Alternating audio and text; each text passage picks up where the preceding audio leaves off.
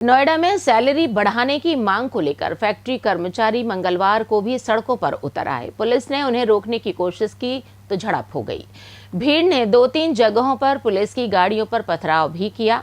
Police ने थोड़ी देर में ही हालात पर काबू पा लिया। प्रदर्शनकारियों को वहां से खदेड़ भी दिया। फिलहाल पुलिस और अर्धसैनिक बलों के जवान इंडस्ट्रियल इलाकों में सुबह 5 बजे से फ्लैग मार्च कर रहे हैं। सीसीटीवी और ड्रोन की निगरानी की जा रही है। इसके अलावा पीएसी और आरएएफ की 15 कंपनियां, 26 अफसर नोएडा भेजे गए हैं। मंगलवार को ज्यादा कंपनियां बंद हैं।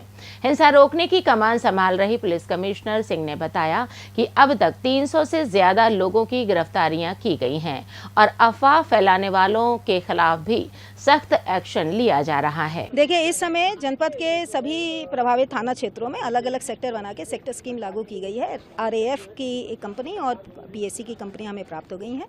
पीएसी के साथ सिविलियन फोर्स को मिला के लगातार 5 बजे से सुबह से रूट मार्च किया जा रहा है और सभी सेक्टर्स में इंडस्ट्रीज के सामने से सभी को सिक्योरिटी का एहसास दिलाया जा रहा है। 3 जगहों पर आज सुबह लेबर इकट्ठा हुआ था और उनको तत्काल वार्ता करके 15 मिनट के अंदर डिस्पर्सल कर दिया गया है।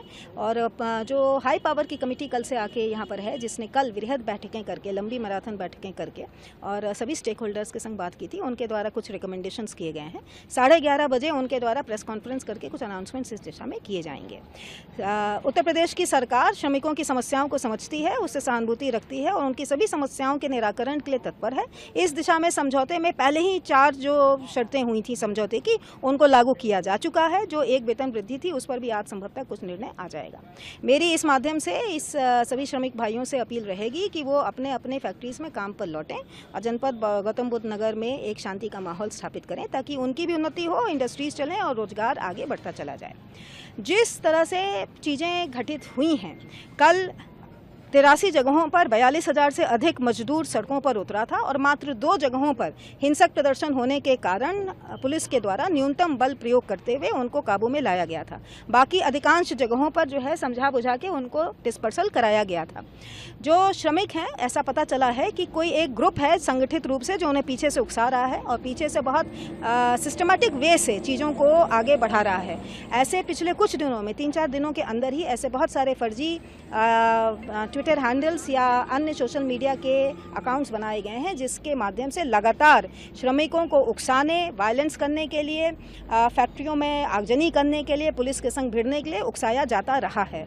इसमें कुछ ऐसे भी कल 2 अकाउंट्स पता चले थे जिसमें से कुछ तो बॉट हैं जो जेनरिक कमेंट डाल रहे हैं। इसका मतलब यह है कि संगठित रूप से पीछे से कोई कॉल सेंटर चला के या तकनीक का यूज़ करके इस तरह के ग्रुपों को उकसाने का काम कर रहा है।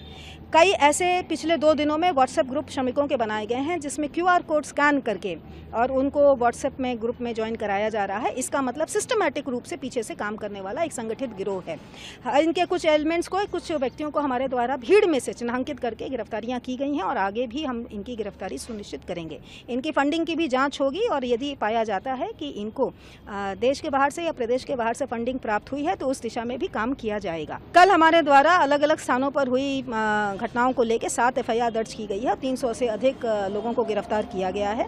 इनको उकसाने की दिशा में जो लोग चिन्हांकित हुए थे उनकी भी कुछ गिरफ्तारियां की गई हैं और आने वाले दिनों में भी कुछ गिरफ्तारियां की जाएंगी। इधर यूपी सरकार ने सोमवार देर रात फैक्ट्री कर्मचारियों की सैलरी बढ़ा दी। न्यूनतम मजदूरी दरों में 3,000 रुपए तक की बढ़ोतरी की गई है। बढ़ी हुई सैलरी 1 अप्रैल से लागू होगी। सोमवार को बवाल के बाद हाई लेवल कमेटी ने रात में कर्मचारियों के साथ बैठक की। इसके बाद रात 1:30 बजे सरकार ने आदेश जारी कर कमेटी की सिफारिशों पर मुहर लगा दी। नोएडा डीएम मेधा रूपम ने कहा, श्रमिकों की सबसे प्रमुख मांग वेतन बढ़ोतरी को सरकार ने स्वीकार कर लिया है। इसके साथ श्रमिकों के हित में कई अहम निर्देश भी जारी किए हैं। अब सभी श्रमिकों का वेतन हर महीने की 10 तारीख से पहले सीधे उनके खाते में आएगा। बोनस का भुगतान हर साल नवंबर से पहले किया जाएगा। सबसे पहले मैं माननीय मुख्यमंत्री जी का धन्यवाद देना चाहूंगी और हाई पावर्ड कमेटी का भी धन्यवाद देना चाहूंगी कि श्रमिकों की जो सबसे प्रमुख मांग थी वेतन बढ़ोतरी की, उसे मान लिया गया है। एंड इसके साथ साथ और भी निर्देश दिए गए हैं, जैसे कि श्रमिकों का जो वेतन है वो 10 तारीख से पहले खाते में एक मुश्त पहुंचे। इसके साथ साथ जो बोनस है वो सालाना नवंबर से पहले मिले। इसके साथ साथ अगर ओवर टाइम काम किया जा रहा है उसके लिए भी डबल वेतन दिया जाएगा। अगर साप्ताहिक छुट्टी पे काम किया जाएगा उसके लिए भी डबल वेतन दिया जाएगा। इसके साथ साथ जो यौन उत्पीड़न समितियां हैं हर जगह गठित करी जाएंगी, महिलाएं इनके अध्यक्ष रहेंगी और इन सब का जो नोटिस बोर्ड है उस पर चस्पा किया जाएगा कि कौन है, कहां आप शिकायत कर सकते हैं। इसके साथ साथ शिकायत पेटियां भी रहेंगी। इसके अलावा भी अगर कोई भी शिकायत किसी भी श्रमिक भाई बंधुओं की है तो हमेशा प्रशासन भी साथ में है, शासन भी साथ में है, कलेक्ट्रेट के भी दरवाजे खुले हैं।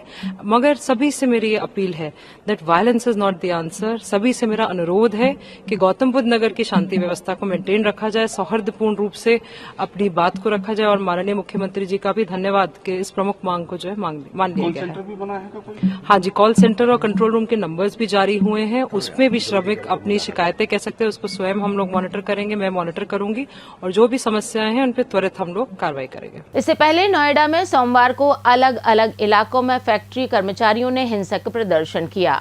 9 अप्रैल से सैलरी बढ़ाने की मांग को लेकर आंदोलन कर रहे 42,000 कर्मचारी सड़कों पर उतर आए। 350 से ज्यादा फैक्ट्रियों में तोड़फोड़ की गई, 50 से ज्यादा गाड़ियां फूकी गई, 150 वाहन तोड़ दिए गए, पुलिस पर पथराव किया गया। बहरहाल नोएडा में अभी हालात तनावपूर्ण है, मगर पुलिस की सख्ती के कारण हिंसा जरूर थम गई है। इस घटना से जुड़े अहम अपडेट शब्द साची देता रहेगा। देश से जुड़ी तमाम जरूरी खबरों के लिए चैनल को सब्सक्राइब जरूर करें। धन्यवाद।